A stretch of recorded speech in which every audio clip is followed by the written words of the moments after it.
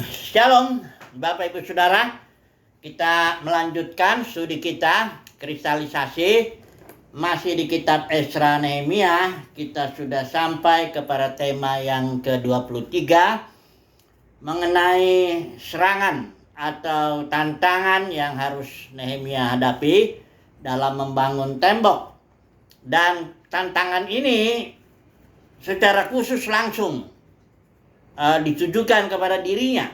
Yang pertama kita sudah bahas kemarin 2 hari yang lalu, itu tantangan yang dari luar. Itu ada Sanballat, ada Tobia, ada Tentara Samaria, ya bangsa-bangsa lain ya, yang mencoba untuk menyerang yang para pembangun itu.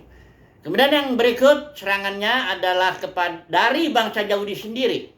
Ada situ ketidakadilan, yang kaya menindas yang miskin ya, yang penguasa menindas juga di bawahnya rakyat, sehingga pembangunan menjadi berat ya. Kemudian ini sekarang ini yang ketiga, serangan yang langsung ditujukan kepada Nehemia oleh, tentu musuh tetap masih sama nih, Sanballat, Tobia, masih dia juga ya. Dan serangan ini coba ada di pasal 6, kita tidak harus baca semuanya, tapi barangkali intinya harus kita baca juga ya. Sanballat, Tobia, Gesem, orang Arab itu musuh-musuh kami, kata Nehemia, mengajak berunding. Nah, ini ya, serangan ini ya. Ayat 2, mari kita mengadakan pertemuan bersama di Kefirim di lembah Ono, seolah-olah mau ada sesuatu yang mau dibicarakan lah ya. Seolah-olah mereka sebagai teman kira-kira ya. Tetapi mereka berniat mencelakakan aku. Nah, Nehemia sudah tahu bahwa mereka itu mau mencelakakan Nehemia, artinya mau membunuh ya. Nah, langsung Nehemia kasih balasan, aku tengah melakukan suatu pekerjaan yang besar, aku tidak bisa datang. Untuk apa pekerjaan ini terhenti? Oleh sebab aku meninggalkannya dan pergi kepada kamu. Ya.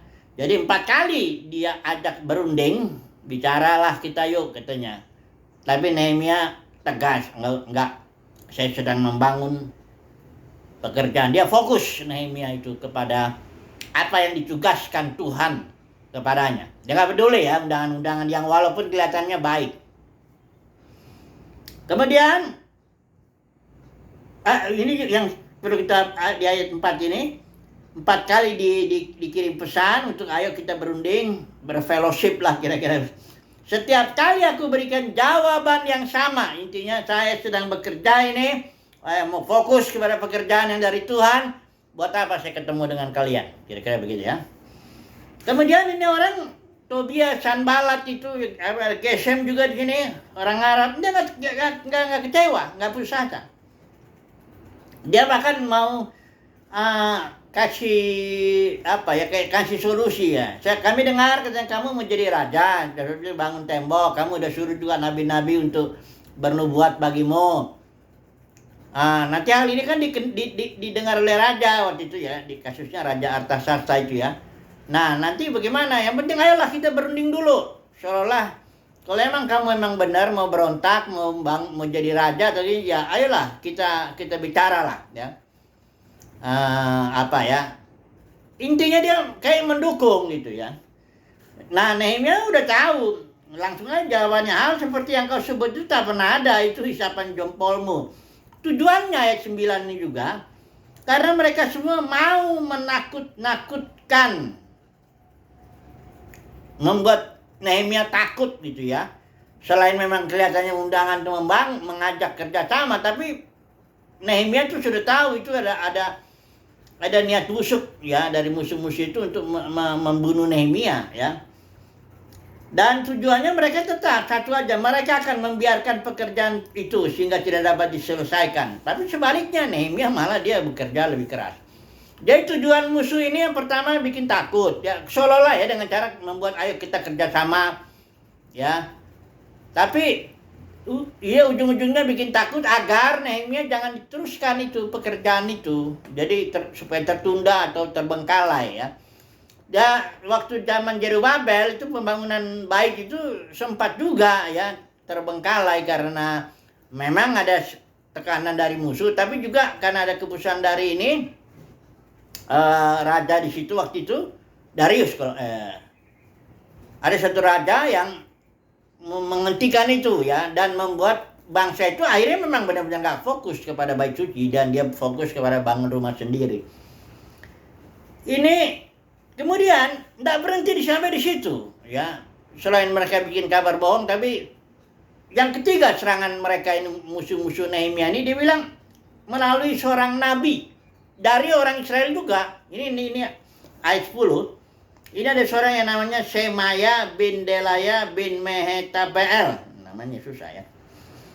Ya, ini dia dikatakan di sini bernubuat terhadap Nehemia, ya. Dia bilang, mari kita ketemu di bait suci. Ya, disuruhlah. Ini nabi ini sudah disuap oleh Tobia, oleh Sanballat, dan disuap dulu nabi ini. Nabi ini orang Israel ya, Semaya ini. Terus dia bilang sama Nehemia, seolah-olah bentuk nubuat ya. Hai Nehemia, datanglah ke bait suci, kira-kira begitu kali ya. Demikianlah firman Tuhan. Biasanya kan kalau nabi-nabi perjanjian lama tuh begitu yang ngomongnya ya. Demikianlah firman Tuhan ya. Terus tapi karena Nehemia sudah tahu dia itu disuap, dan supaya jadi Nehemia takut gitu, oh jangan-jangan saya melanggar firman Tuhan ini kan gitu kan. Ya. Lalu berbuat demikian, dalam arti pergi ke bait suci itu. Nah, disitulah Nehemia akan dia bersalah tentu kalau dia pergi ke bait suci, karena dia bukan suku Lewi. Ya, dan dia jadi apa ya, mencemarkan bait suci. Kalau orang malah bisa mati juga, lihat hantam Tuhan kalau orang yang bukan suku Lewi masuk bait suci itu, ya. Ya intinya, dan minimal musuh-musuh itu bisa membusukkan nama Nehemia. Itulah tuh, Nehemia tuh. Dia bukan orang Lewi, masuk ke dalam bait suci begini-begini dan sebagainya ya. Jadi Nabi Semaya ini yang nabi palsu karena disuap oleh Tobia dan Sanballat itu dengan maksud supaya Nehemia bisa dibusukkan lah namanya. Karena masuk bait suci ya, dan bukan suku Lewi. Nah kemudian bukan hanya Nabi Semaya aja, ada beberapa nabi yang lain. Ayat 14 ya. Di sini ada tindakan Nabiah, ini perempuan ini ya, Nabiah Noaja, ini namanya begitu. Dan bukan hanya dia, nabi-nabi yang lain. Enggak disebut namanya, yang jelas lebih dari satu kan ini kan. Artinya ada rombongan nabi, kalau saya bilang bisa begitulah, yang seolah-olah bernubuat ya, demikianlah para Nehemia ngomong begini, kau harus datang ke bait suci, ketemu nanti macam-macam lah nubuatnya nggak disebut di sini. Ya tapi kita bisa duga lah kira-kira intinya dia mau nakutin Nehemia atau dia mau membusukkan namanya ya dengan memanfaatkan nabi-nabi yang udah disogok gini nih ya.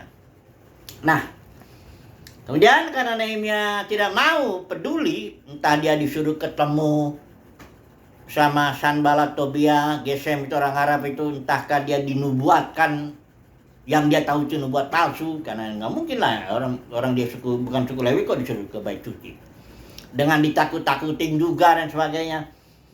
Nehemia tidak peduli itu. Akhirnya ayat 15, maka selesailah tembok itu pada tanggal 25 bulan Elul dalam waktu 52 hari.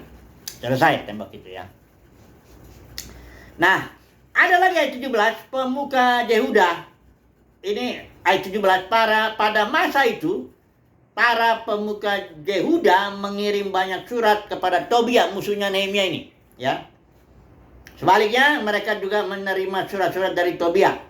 Karena ayat 18, banyak orang di Yehuda mempunyai ikatan sumpah dengan Tobia.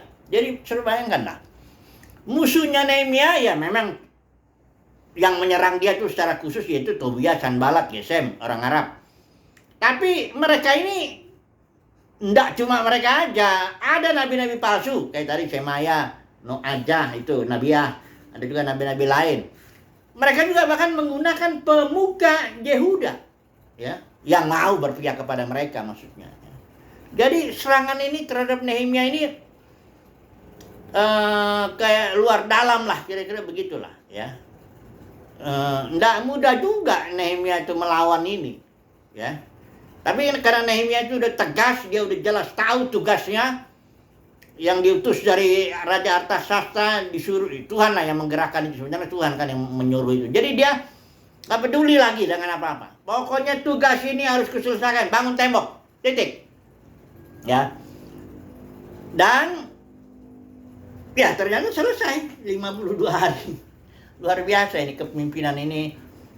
Kepemimpinan yang menurut saya berani, tegas. Ya enggak mau punya cabang-cabang hatinya.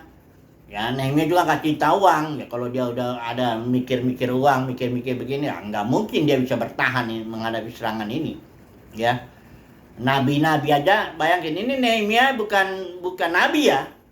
Dia hanya seorang, besar kemungkinan suku Yehuda kali ya. Dia pokoknya diutus saja, itu aja. Ini nabi aja kena dengan duit itu. Disogok sama Tobia, Sanbalat, sama Gesem orang Arab. Jadi oke lah ya, kita aplikasikan lah dulu ya dalam kekristenan saat ini untuk kita lah ya. Yang dibangun Nehemia itu adalah tembok. Tembok itu tahu kita fungsinya itu keterpisahan supaya jangan dia diserang-serang oleh musuh kan gitu. Tembok itu. Nah kalau saat ini kita sudah bicara kemarin, tembok itu artinya kekudusan atau keterpisahan. Kudus itu artinya terpisah ya. Artinya kudus itu dipisahkan untuk maksud Tuhan sendiri, dipisahkan untuk kemuliaan Tuhan. Orang yang membangun tembok di zaman ini, zaman perjanjian baru, artinya membangun kekudusan, membangun keterpisahan dari dunia. Cuman ini yang harus kita pikirkan, karena dunia ini jangan pikir berarti dunia itu ya dunia secara umum orang dunia gitu, enggak gitu. Karena kekristenan sudah menjadi dunia juga. Saya mau jelasin dulu sekali lagi, tapi dari sudut perjanjian lah ya. Kenapa kekristenan ini sudah menjadi dunia? Istilah Rasul Yohanes kalau dunia itu boleh dibilang 98% itu yang dimaksud dunia keagamaan yang udah jatuh itu. Nanti saya sebut itu kalau itu beberapa ayat ya. Oke dulu, sekarang saya mau bicara soal perjanjian lama, perjanjian baru. Mengapa dunia kekristenan ini sudah menjadi musuh daripada Elohim itu sendiri? Yang pertama kita lihat perjanjian lama. Perjanjian lama itu suatu perjanjian yang diikat antara Yahweh dengan Israel di perantara Musa itu. Sifatnya perjanjian lama itu adalah bersifat nubuat, bersifat jasman atau simbol atau lambang, dan juga dia bayangan. Dia perjanjian lama itu bukan sesuatu yang, kalau dalam perjanjian baru itu penggenapannya juga realitanya, bukan simbol ya. Simbol itu lawannya realita. Kalau simbol itu, ini realita itu apa adanya sesuatu. Kalau simbol itu cuma kayak simbol lalu lintas dilarang P dicoret, itu kan simbol. Yang sebenarnya itu dilarang parkir, itu maksudnya ya. Jadi perjanjian baru itu penggenapan daripada nubuat-nubuat perjanjian lama itu, kemudian realitanya, kemudian kalau bayangan itu wujudnya ya. Sudah tahu kalau bayangan itu kan bukan sebenarnya dia, tapi ada wujudnya kan. Nah, Kolose 2:17 ini mengatakan bahwa semuanya itu simbol-simbol itu wujudnya, itu istilah yang sebenarnya harusnya terjemahkan wujudnya, adalah Kristus. Nah, Kristus inilah dia juga realita. I am the reality, atau kebenaran itu sebenarnya realita ya. Nah, Kristus ini dia di dalam batin. Kristus adalah hayat kita, yang pertama, dalam batin ya. Kemudian Kristus adalah pengharapan kita, kemuliaan. Christ in you, the hope of glory. Kristus itu adalah kemuliaan kita yang di dalam batin, gitu loh. Jadi bedanya perjanjian lama dengan perjanjian baru itu, yang ini hanya merupakan nubuat atau simbol atau bayangan. Ini ya, perjanjian baru ini itu adalah penggenapannya dan wujudnya ya, jadi bayangan itu dan juga realitanya. Coba saya perhatikan. Dalam perjanjian lama, bait suci itu jelas jasmani. Bait suci itu bangunan, benda, bangunan fisik. Ya dibikin semuanya dibikin Musa begitu ya. Kalau di sini perjanjian baru, bait suci itu karena ini hanya simbol aja. Atau penggenaan nubuat juga. Karena semuanya perabot-perabot itu merupakan simbol daripada pengalaman bersama Kristus. Dari mulai pelataran luar, tengahnya, yang ruang maha kudus. Jadi di sini bait suci dalam perjanjian baru itu adalah orang. Kita adalah bait roh. Jadi kalau ada orang bilang rumah Tuhan juga kita, rumah Bapa juga kita, orang. Nah jadi kalau ada orang dalam lagi Kristen kan sering tuh, ini rumah Bapa, atau di gedung denominasi dibilang rumah Tuhan. Itu kan tidak paham prinsip perjanjian lama yang merupakan jasmani, ini yang realitanya yang spiritual, yang batiniah. Nah, ini saya bikin begini. Perjanjian lama itu jasmani, lahiriah itu lawan ini batiniah, yang ini lahiriah lah ya, begitu ya. Lawannya itu.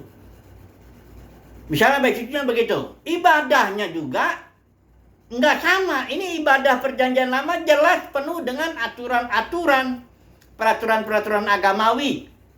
Agama Yahudi ya, Judaisme. Memang begitu, karena sebagai simbol. Pertama peraturan keimamannya, peraturan bagi suku Lewi, peraturan-peraturan di bait sucinya juga, bahkan peraturan-peraturan kehidupan sehari-hari orang Israel. Jadi itu peraturan-peraturan itu hanya simbol saja. Ada hari raya, peraturan-peraturan lain juga.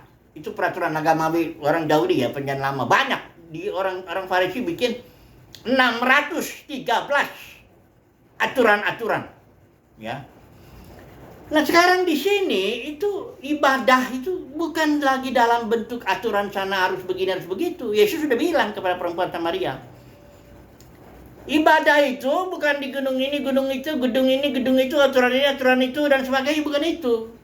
Ibadah di sini adalah ibadah dalam roh dan kebenaran, artinya yang mengikuti Kristus dalam batin. Ibadah di dalam perjanjian baru, konteksnya itu menjalani kehidupan sehari-hari, entah sebagai ibu rumah tangga, bapak rumah tangga, sebagai pedagang, sebagai mahasiswa, semuanya itu yang dipimpin oleh Kristus dalam batin atau pengurapan dalam batin. Makanya 1 Yohanes bilang, dalam dirimu ada pengurapan dalam batin. Itu akan mengajari engkau segala sesuatu, caranya hidup sehari-hari. Mau makan, mau bagaimana, minumnya, tidurnya, kerjanya. Kalau berdagang itu bagaimana. Itu semua ada di dalam batin. Itu sebabnya perjanjian baru itu, perjanjian lama kan hukumnya itu ada di 2 loh batu. Kalau perjanjian baru itu hukumnya ditulis oleh roh ke dalam batin. Jadi bedanya ini kayak langit bumi. Ini kalau orang pemimpin dunia kekristenan ini nggak tahu. Atau pura-pura tidak tahu. Atau emang mau dagang. Karena gini, dalam perjanjian lama, orang Farisi orang itu dagang agama. Dagang aturan agamawi ya. Di bait suci tuh. Di sini juga ini kalau ini prinsipnya itu jika maka ya itu bisa didagangin di sini. Saya baru lihat ada dagang yang dahsyat itu.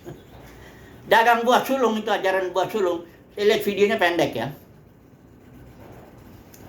Dia katanya nih si pendeta sedang ngedoain orang pendarahan. Ya nggak tahu nama pendetanya siapa. Perempuan pendetanya itu. Tapi saya yakin dia satu grup itu dengan Niko Nyotora Harjo yang saya tahu pertama kali dia mengucapkan ajaran buah sulung. Buah sulung itu katanya menurut mereka itu adalah seluruh gaji atau pemasukan lah, bukan hanya gaji aja, yang masuk dalam bulan Januari itu setor ke denominasi mereka itu. Karena katanya muliakanlah Tuhan dengan hartamu. Nanti bulan Januari makan apa itu urusan kamu lah itu kan, bukan urusan saya. Aduh. Ampun deh kalau. Padahal ya, oke lah. Saya cerita dulu ini perempuan ini, pendeta katus apalah itu. Dia sedang mendoakan orang pendarahan. Terus dia bilang, dia merasa katanya, ditanya, atau belum store buah sulung ya? Ya memang benar. Ini orang belum ya. Setelah setor katanya sembuh dia. Ya. Ini saya nggak percaya itu kesembuhan dari Tuhan, karena ini kayaknya modelnya pertama ya. Kenapa saya nggak percaya itu kesembuhan dari Tuhan? Kalaupun dia sembuh itu mungkin karena sebab lain lah. Pertama saya bilang, ajaran buah sulung itu sendiri sesat abis. Buah sulung di dalam perjanjian lama itu adalah suatu, karena dia kan baik persepuluhan sama hasil tani atau ternak juga. Yang sulung yang pertamanya itu atau seberkas itu kasih sama Tuhan, itu buah sulung. Kalau diterapkan dalam sini, karena di sini kan jasmani, di sini rohani, orang sama-sama baik suci. Di sini kan gedung, di sini atau bait ya, kemah ya atau apa. Di sini orang, jadi buah sulung juga menurut kitab Yakobus itu orang yang sebagai buah sulung di hadapan Tuhan, sebagai yang sulung dari ciptaan, yang pertama-tama menjadi pemenang, kira-kira begitu. Kelompok buah sulung itu ada di Wahyu pasal 14 juga ada. Orang itu enggak ada maksudnya duit, apalagi bulan Januari semuanya. Itunya ajaran-ajaran niku yang out-outan itu, nggak ngerti apa-apa, tapi banyak orang ikuti. Oh, dan jemaatnya itu ada katanya, saya dengar sih teman-teman saya 100.000 di sana sini ya. Jadi saya nggak percaya itu kesembuhan itu apa itu, karena ajarannya nggak beres. Nggak mungkin Tuhan bekerja melalui ajaran yang ngawur. Nggak mungkin Tuhan bekerja melalui ajaran yang konyol, yang enggak gitu loh. Itu satu. Yang kedua, kalau memang betul itu Tuhan yang menyembuhkan begitu, itu berarti Tuhan semacam, kalau kita ke dukun lah ya, bayar dulu. Jadi Tuhan disogok dengan buah sulung itu. Kan ngawur itu. Masa Tuhan, Alkitab bilang, engkau sudah disembuhkan, engkau sudah diberkati karena begitu besar kasih Bapa kan dunia ini, anaknya pun sudah diberikan kepada dunia, bukan hanya kepada orang Kristen, kepada dunia. Jadi Tuhan tidak butuh sogokanmu buah sulung. Yang butuh buah sulung itu siapa? Duit maksudnya dalam arti. Kan pendeta yang ngajarin itu yang butuh duit. Jangan pakai Alkitab lah. Ngawur. Kalau memang mau minta uang sama jemaatnya, minta aja. Bilang aja ini aturan organisasi. Saya nggak bisa ngomong kalau itu. Ya itu urusan lu lah itu. Ya kenapa itu kalau asal dia jangan ngutip ayat. Kalau dia ngutip ayat itu urusan saya untuk mengatakan itu ajaran sesat, itu nabi palsu, itu guru palsu, bukan hamba Tuhan, itu hamba duit. Jelas itu. Ya. Saya nggak ragu lagi ngomong sekarang ini. Ya nanti Tuhan Yesus terserang itu mana hamba Tuhan, mana hamba Mamon. Karena orang Farisi di Taurat itu dibilang tuh hamba Mamon. Itu jelas di kitab Lukas, jelas Injil Lukas. Nah, jadi ajaran-ajaran yang di dunia kekristenan ini memang nggak semua begitu, tapi menyebar juga. Misalnya gereja denominasi, gereja itu jelas orang, ya orangnya dipanggil, ya. Tapi sekarang dalam dunia kekristenan, ya orang juga, tapi kan dibilang gedungnya itu visible church, invisible church. Visible itu yang gedungnya yang nama-namanya aliran. Jadi banyak ngawurnya lah, ya di dunia kekristenan. Itu sebabnya Rasul Yohanes bilang. Atau gini lah faktanya, kita masih ada waktu ya. Yesus itu, yang adalah realita itu, yang adalah kebenaran itu, yang adalah Kristus itu, yang adalah artinya penggenapan perjanjian lama. Yesus itu ya, Kristus itu, Yesus penggenapan perjanjian lama. Dialah simbol-simbol yang disimbolkan dalam perjanjian lama, serta bayangan inilah wujudnya nih. Dia itu mati oleh dunia keagamaan di zamannya itu, Yudaisme. Jelas dalam Yohanes 15, saya bacakan ya. Dan itu Yudaisme dibilang oleh Rasul Yohanes itu dunia istilahnya ya. Maka kalau kita bilang kita keterpisahan dengan dunia, itu bukan hanya keterpisahan dengan dunia dalam arti seluruhnya, tapi dunia dalam arti dunia keagamaan. Kita sedang membangun tembok seperti Nehemia, sedang membangun keterpisahan dari dunia. Jangan ikut-ikut. Karena firman Tuhan bilang, barang siapa yang mengasihi dunia di sini bukan dunia yang Yohanes 3:16 ya. Itu lihat konteksnya. Yohanes 3:16 itu maksudnya dunia itu seluruh makhluk, terutama seluruh manusia. Karena itu besar kasih Bapa kan dunia. Tapi kalau yang dibilang Rasul Yohanes itu bukan dunia yang itu. Karena dia bilang barang siapa yang mengasihi Jangan kamu mengasihi dunia karena apa yang dan juga yang di dalamnya. Karena yang di dalamnya itu ada 3. Dunia kekristenan itu ya. Keinginan daging, keinginan mata, keharuan hidup. Barang siapa yang mengasihi dunia itu, dia kasih akan Bapa nggak ada. Berarti dunia ini memang benar-benar beda dengan dunia yang dalam Yohanes 3:16. Dunia itu inilah yang membunuh Yesus. Coba perhatikan dulu Yohanes 15. Ini judul Elai memberikan judul begini, dunia membenci Yesus dan murid-muridnya. Ya. Yesus bilang ayat 18, jikalau dunia membenci kamu, ingatlah bahwa ia telah lebih dahulu membenci aku daripada kamu. Kita belum tahu kan dunia ini yang dimaksud Yesus yang mana nih? Dunia ini ya. Atau yang dimaksud tulisan Rasul Yohanes, dunia itu apa? Nah, kemudian baca terjemah, baru ayat 25 bilang, tetapi firman yang ada tertulis dalam kitab Taurat mereka harus digenapi. Loh, kok ada dalam kitab Taurat harus digenapi? Loh, ini jelas dong bahwa dunia yang dimaksud ini bukan dunia di luar orang Yahudi. Itu dunia keagamaan atau Yudaisme di zaman Yesus. Ayat 25, tetapi firman yang ada tertulis dalam kitab Taurat mereka harus digenapi. Mereka membenci aku. Mereka ini siapa? Itu Sanhedrin dan grupnya itu loh. Kayafas imam kepala dengan 70 imam-imam itu. Ahli Farisi Taurat itu semua termasuk di situ lah. Mereka membenci aku tanpa alasan ya. Alasannya karena Yesus ini realita itu aja lah. Ini simbol, terganggu lah orang Yahudi, para pemimpin ini. Di bait suci mereka lagi dagang, dihajar sama Yesus ini. Diberantakin itu ya. Ya jelas lah marah. Kita nggak membahas lagi lebih jauh kenapa dunia membenci kita. Tapi intinya, saudaraku, Yesus bilang gini. Jikalau dunia membenci kamu, itu maksudnya dunia keagamaan ya. Di zaman ini pun dunia keagamaan benci sama murid-murid Yesus. Kenapa? Karena di sini kita bicara soal yang realita, soal yang batiniah. Kalau dunia kekristenan bicara hal-hal yang lahiriah. Coba saudara lihat. Kalau orang bicara, engkau kalau ikut Yesus, engkau kaya, sehat, makmur. Saya nggak bilang ya, kita harus miskin, sengsara, penyakitan. Bukan begitu. Tapi saya mau katakan, kerajaan sorga bukan soal makan, minum, pakaian. Bukan soal itu. Bukan soal yang jasmani. Sebab Christ in you, the kingdom of God is within you. Kerajaan sorga adalah soal batinnya.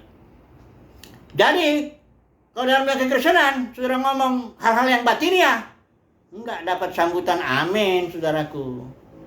Enggak. Engkau harus bicara bahwa dalam kekristenan, dalam mengikuti Yesus harus juga selain yang batinnya yang enggak jelas itu. Nah, yang penting ini sehat, kuat, makmur, apa semua, nggak banyak masalah, yang begitu-begitu. Sama kalau bilang pendeta besar, apa yang besar? Bukan yang batiniannya. Yang lahiriannya, pengikutnya banyak, gedungnya besar, sekolahnya bagus, apa semuanya begitu-begitu. Ya. Kalau orang bicara hal yang lain dari itu, jelas orang itu benci lah. Apalagi kalau kita bongkar kebusukannya, tipu-tipunya itu, ajaran palsu kayak buah sulung itu, aduh. Itu tipu habis itu. Apa nggak marah mereka? Bahkan Niko Nyotor Hargus dia bilang, kalau ada orang yang kritik, saya nggak apa-apa, yang penting kamu jangan. Istilahnya, kamu kan di bawah saya. Nah, udah, kena jebak lah itu. Habis lah itu sudah.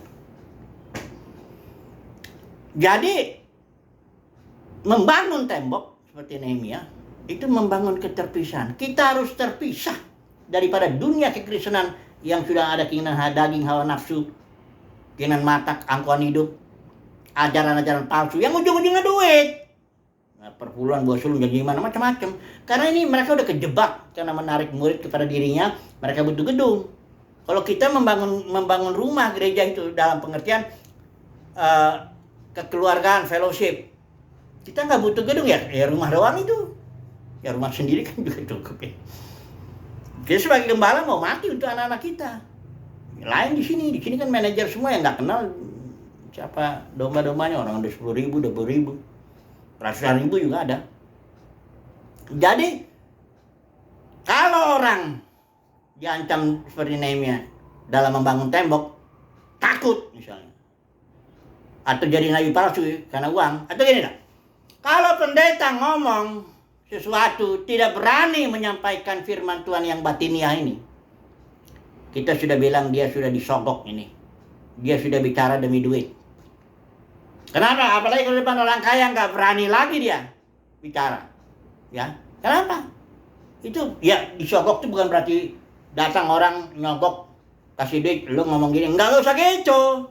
Kalau ada seorang bicara dia tidak bicara batiniah, tapi bicara yang lahiriah, ya, yang UUD, ini orang pendeta ini sudah disogok, udah uang kok. Atau dia bicara menyenangkan orang, karena dalam kekristenan bisa bilang kalau kita bicara batiniah nggak ada amin, terus dia takut. Nanti gimana kalau saya dikucilkan, gimana kalau saya nggak laku, gimana nanti duit dan sebagainya ya. Itu juga sudah artinya sudah disogok itu sebenarnya. Makanya nantilah ya di hari penghakiman ketahuan lah itu. Mana-mana hamba Tuhan, mana-mana hamba Mammon. Karena Paulus sudah bilang, kalau aku berusaha berkenan pada manusia, ingat ya, manusia dalam kekristenan itulah yang lahiriah. Senang dia dengan ajaran-ajaran yang lahiriah begitu. Ya. Barang siapa yang takut kepada manusia seperti itu, dia bukan hamba Tuhan. Udah jelas itu. Oke lah, kesimpulannya bangunlah tembok. Seperti Nehemia, nggak takut dia. Yang penting tugas dari Tuhan selesai. Kita juga umat pilihan Tuhan. Teruslah ya, bangunlah keterpisahan dengan dunia itu. Dunia kekristenan maksud saya. Bangun. Kita tegas, kita mau bangun gereja di sini. Dalam arti fellowship, di rumah sendiri dulu dah. Ya. Kita nggak bicara hal-hal yang lahiriah, yang duit apa semua, enggak. Karena kita percaya Tuhan cukupkan kebutuhan kita. Kita nggak berusaha nyenengin telinga orang, enggak. Kita sampaikan firman Tuhan apa adanya. Oke ya, haleluya, amin.